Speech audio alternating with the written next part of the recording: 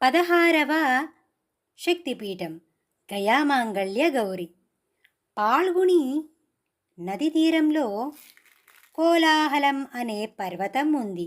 గయాసురుడనే రాక్షసుడు ఈ పర్వతం మీద ఘోర తపస్సు చేశాడు. విష్ణువు ప్రత్యక్షమై అతన్ని ఏదైనా వరం కోరుకోమన్నాడు. తను తాకిన ప్రతి జీవికి మోక్షం వచ్చే వరం అనుగ్రహించమన్నాడు గయాసురుడు. విష్ణువు ఆ వరాన్ని అవలీలగా ఇచ్చేశాడు.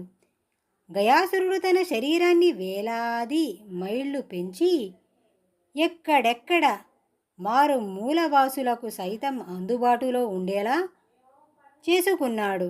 ఇంకేముంది, దాదాపు అన్ని రకాల జీవులు గయాసురుడు పుణ్యమా అని మోక్షం పొందసాగాయి.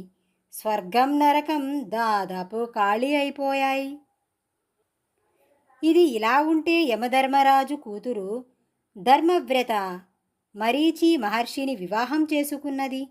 ఒకనాడు ఆమె ధర్మ సంకట స్థితిలో పడి ఎటూ తేల్చుకోలేక చివరికి ధర్మబద్ధంగానే ప్రవర్తించింది. కానీ ఆమె భర్త తొందరపడి ఆమెను శిలగా మారిపోమ్మని శపించాడు. ధర్మ వ్రతాన్ని ఒక నిష్టగా ఆచరించే తననే భర్త శపించాడా అనే రోషం కొద్దీ ఆమె శాపాన్ని తిప్పికొట్టడానికి తపస్సుకు కూర్చుంది.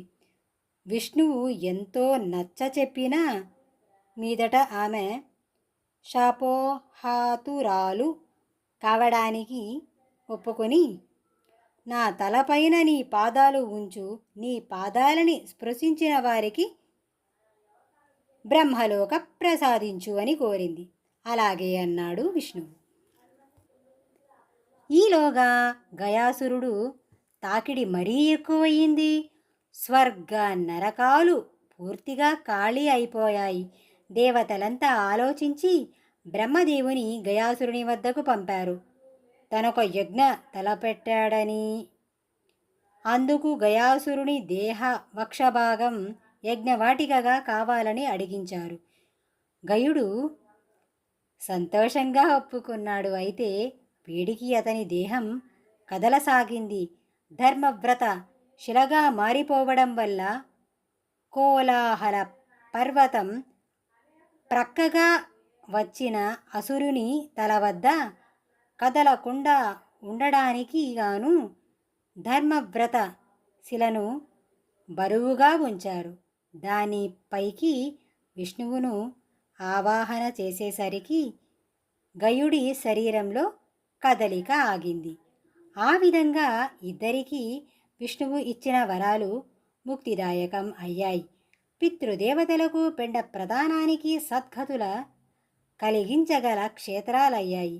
గయాసురుని శిరస్సు అది కదలకుండా ఉంచిన ధర్మవ్రతశిల, ఆ శిలపై విష్ణు పాదాలున్న స్థలం గయాక్షేత్రంగా వాసికెక్కింది. సతీదేవి యొక్క ఛాతీ భాగం ఈ పుణ్యక్షేత్రంలో పడిన కారణంగా ఇది కూడా పవిత్ర శక్తిపీఠంగా ఏర్పడింది.